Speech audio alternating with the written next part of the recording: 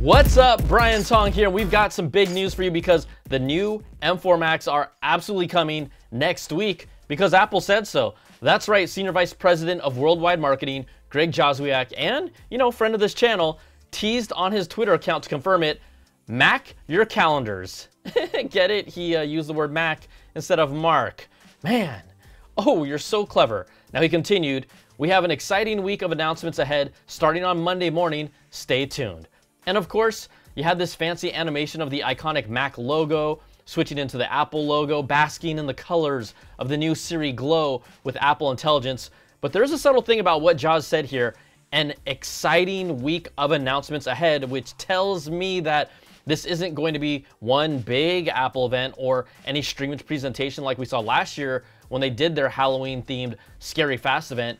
Instead, this sounds like a series of online announcements and press releases that will happen over multiple days. And yes, the Mac will be the focus, but reports are also claiming that iOS 18.1 will finally be available to the general public on Monday, October the 28th. Now, this is the update with some of the first, let's call them smaller Apple Intelligence features like the revamped Siri, the new writing tools, and the Photos Cleanup Remove tool, but not the big ones, right? So you're not getting things like Genmoji, Image Playground, and ChatGPT integration. Those are part of iOS 18.2, which I just did an in-depth preview of on this channel, so you can check that out. Now, the iOS 18.1 release candidate, that came out this week, and that's the final version that goes to developers before being released to the public. So if everything tracks like it normally does historically, we expect to see iOS 18.1 available for everyone to download next week. But let's get back to what I'm juiced for and focus on next week and what we expect to see with the new M4 Macs. Now, Apple's expected to announce the new 14-inch and 16-inch M4 MacBook Pro models. It will start with an entry-level 14-inch MacBook Pro with just an M4 chip, and then you got higher-end 14 and 16-inch MacBook Pros with the M4 Pro and M4 Max chips inside. Now, we don't expect any major design changes.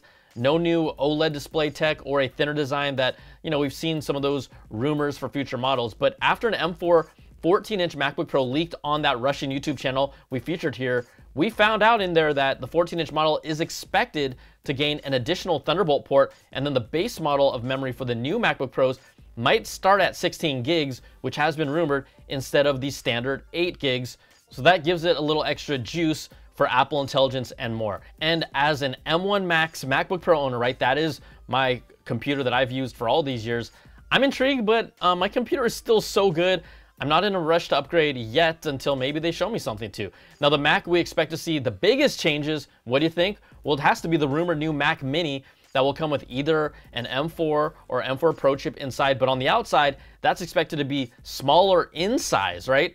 Bloomberg's Mark Gurman has reported it will be closer in size to an Apple TV, but taller, and it will get 2 front-facing USB-C ports with 3 on the back and the removal of all USB-A ports. And if this is all true, this would be the biggest redesign the Mini has seen, since 2010. That's a long time. Now, we've got plenty more Mac stuff to talk about, but have you ever found a surprise charge and realized, wait, have I been subscribing to something that I don't use anymore? Well, today's sponsor, Rocket Money, is here to help. Rocket Money is the personal finance app that helps you cancel subscriptions, lower bills, and manage your money better. I'm trying to save up for an awesome pinball machine, so that means finding places where I'm spending that I don't need to anymore. So I'm using Rocket Money because it safely and securely identifies recurring charges and cancels unwanted subscriptions for you. You can even cancel directly within the app with just a couple of taps. No need to worry about any customer service calls. Now, I'm also using Rocket Money to lower my bills by simply uploading a photo of your bill and tapping a few buttons. Rocket Money will negotiate your bills for you for everything from internet service to cable and phone bills. Rocket Money has helped save its customers up to $740 a year with over $500 million in canceled subscriptions. To save more and spend less, join the over 5 million members using Rocket Money today. Go to rocketmoney.com/Tong or click the link in the description to get started for free. You can also unlock even more features with premium. That's rocketmoney.com/Tong to get started for free. All right, let's get back to the Macs, and the other Mac we expect to see is a new M4 iMac. It's expected to be loaded with the standard M4 chip, which is a step up from the M3 in last year's model. No major redesigns here and no rumored new colors, but this could be the year where Apple finally gets rid of their Lightning-based accessories for the Mac, or unless you still like plugging in your Magic Mouse from the bottom like that, you don't. But could it be that we will see new USB-C versions of the Magic Mouse, the Magic Trackpad, and Magic Keyboard? Or am I setting all of us up for some major disappointment? Because if there was any time to do it, this would be the time. I think I also said that last year. Now, the main thing making this happen is that in the European Union, a regulation is requiring USB-C to be a common charging port, and that goes into effect by the end of this year. So thanks again to the EU. All of your USB-C wishes will finally come true. You should call it the EUSB-C. Okay, that's stupid. Okay, going on. So that's really what we expect to see at the event, and there are still other products that haven't been updated yet to an M4, like let's say the MacBook Air or the Mac Studio and Mac Pro.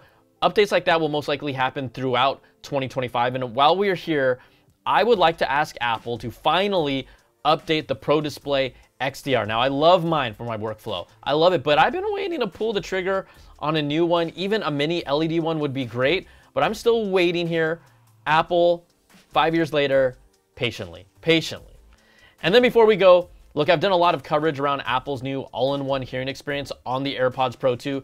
It lets you take a clinically validated hearing test and use the AirPods Pro 2 as a hearing aid for people with mild to moderate hearing loss, which is just incredible. And then the third part of it is hearing protection, which dynamically reduces the decibel level of different sounds so it isn't damaging to your ears over prolonged periods of time. So I recently got to try this out for myself because Apple, they took me out to the Charlie XCX and Troye Sivan's Sweat concert tour with a few friends that you might recognize.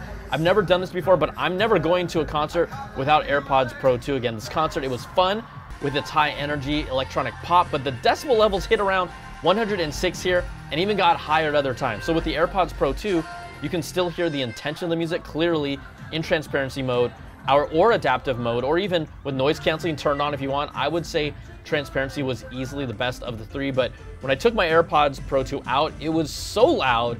It's not because I'm old, it was just too much. But the best thing about it, right after the concert and the next day when your ears are normally still recovering, it felt completely normal. You had none of the ringing, none of that foggy sound that lingers with you. So AirPods Pro 2 with the new hearing protection are a game changer for me. And remember, the hearing protection, it's on by default, and it'll be available to everyone in the public software update to 18.1, which we expect sometime next week. But it's just incredible what Apple has done with the AirPods Pro 2 over the past few years. Look, no new hardware, just absolutely killer software upgrades and features that have made these invaluable to me now, and actually using them in a real concert environment, that was absolutely great. So I encourage you to check them out for yourself. And again, thanks to Apple for this concert experience. It was ear-opening, eye-opening. It was impressive. All right, that's going to do it for this week's video. If you like what you see, give me that thumbs up, subs up, and hit that notification bell, ding, to get all my latest videos when they drop. And if you want more of that Apple goodness, you can check out my weekly Apple Bits XL audio podcast with the latest stories and special guests. Plus, you can support all my content with an ad-free version of the podcast, early access to my content, and exclusive content at patreon.com/BrianTong. So thanks so much for watching. Take care, and we'll see you on the next video. We'll see you next week. It's all about them Macs. Peace and love.